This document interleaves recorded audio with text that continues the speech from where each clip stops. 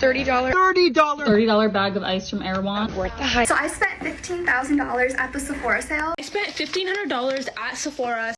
Is a $30 bag of ice from Erewhon worth the hype? Why buy a $2 lip balm when you can watch someone drop $1,000 on Sephora just to restock their everyday basics? Instead of paying rent, we're watching people do massive luxury makeup hauls, casually dropping $19 on a single Erewhon strawberry. And $42 on a lip gloss, when we could just buy that at Walgreens. Everything in their shopping bags costs more than our own rent. Most people in the comments were hyping the creators up, calling it self-care. So, we have a mystery. Why do we normalize spending crazy, unexplainable amounts of money? And why do we love the most expensive aesthetic brands? Why do poor Americans love the most expensive stores and products? My name is Emmily Esquivel, and as a sociological student, I realize some of you are victims of a massive invisible system. But today, we are going to do a sociological de-influencing and build immunity to market manipulation. Because looking rich will keep you poor. Secret number 1. That 10-step, $500 skincare routine isn't just makeup, it's a social construct. First, we have to ask why someone feels the need to buy a $42 lip gloss when Vaseline is only $3. If we use an individualistic explanation, we might just say that the consumer has really bad spending habits or just has really expensive taste. But if we use a sociological explanation, and the truth is that your agency, your ability to make free choices, is heavily restricted. Because branding is not about putting your name on a $65 makeup product. Branding is about how your future client, your future boss, or your future partner sees you. The idea that you need a high-end makeup product to look clean or acceptable is a social construct. We aren't born wanting it, but through socialization, we are actually trained to view these specific brands as a mandatory need for our social status. Juliet Shore's research in Born to Buy points to us that the typical American child is now immersed in the consumer marketplace to a degree that dwarfs all historical experience. She notes that today, youths are the most brand-conscious generation in history. Through socialization, these brands use sensory marketing. They use heavy glass packaging, the minimalistic store layouts, and they just make $500 of makeup feel more reasonable. We aren't born wanting all these vanity overflowing products. Instead, it's through TikTok's algorithms and beauty marketing. The industry has trained our brains to view these specific brands as a mandatory need for our social status. Story time about my crazy ex. I met up my boyfriend, right? Roommate horror story, get ready. So Secret number 2, association. You see massive makeup hauls and get ready with me's videos on TikTok. It feels like a friend is giving you some sort of advice on what foundation to buy. There's a reason why this is one of the best-selling foundations at Sephora. My favorite foundation. It's seriously the most skin-like foundation ever. But an algorithm is pushing hyper-consumerism.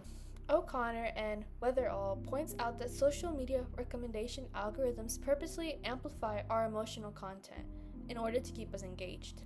Volume 50 of Advances in Consumer Research highlights that exactly how heavily our purchasing behaviors and spending habits are shaped by these digital environments. These algorithms prime us to buy. This entire system creates hegemony. The system manipulates us into thinking and agreeing with our own exploitation. Corporations use these algorithms in order to brainwash us to thinking that spending $107 is empowering. We call dropping a car payment on beauty products self-care because of compulsory heterosexuality. Compulsory heterosexuality is a societal pressure in order to perform traditional, hyper-feminine roles in order to just be taken serious or seemed put together in public. We think we are buying an accessory, but we are buying an actual system. Secret number 3, shock marketing. A $300 face cream or a $65 concealer makes people go, it activates your brain. It creates a memory and raises curiosity. So, if a consumer can be manipulated into spending $107, where does this money actually go? Welcome to neoliberalism, a capitalist system that prioritizes corporate profit over human well-being. In Consuming the Other, Michael Apple explains that any manufactured object is a concrete representation of human labor and the social relations that result in its making. He also argues that a simple act of consumption is profoundly a fully social act. Your $1,000 Sephora receipt represents massive wealth and income inequality. The money goes to billionaire executives at parent companies, while retail workers struggle to pay rent. As Lexi Lefsak explores Mary Claire in one of her articles, the ingredients that make the expensive makeup shiny are mica, which are often sourced using exploitative child labor in dangerous conditions. We also have to look at this beauty spending through intersectionality. Historically, these luxury brands use status as a weapon against colorblindness and racial ideology. For many decades, makeup was only catered to white. Eurocentric features were being released using only 5 shades of beige and pretending it was a universal line. They only expanded their shade ranges in order to include marginalized people when they realized that there is a massive amount of profit that could be made from them.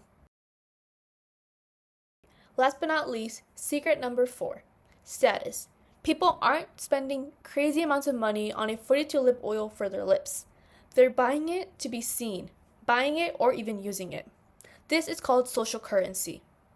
So how do we break this system? We can't just sit in our rooms and feel guilty. We have to use collective action. As Mary M. Kaba writes, we have to move beyond doom. The opposite of dropping half of your paycheck on a massive Sephora haul is known as mutual aid. Mutual aid is building a community network where we can rely on each other for sources and for support. Instead of spending hundreds in order to feel confident, we have to divest from these monopolies.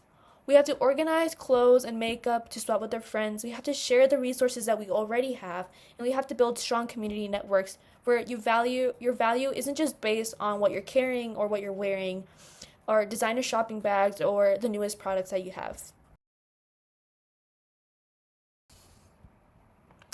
So I'll leave you with this. Would you still spend a crazy amount of money on makeup if you couldn't post a haul on TikTok? If you answered yes, then maybe all this has real value to you. But if you answered no, then you're just buying it for status. Looking rich by shopping at these places is making people poor, but not you, because now you understand the system. And as of right now, this de-influencing is taking over TikTok right now and is a great start. But we have to take it offline and into our real lives. We have to stop letting all these algorithms dictate our self-worth and how much we're worth just by the value of our products. Thanks for watching.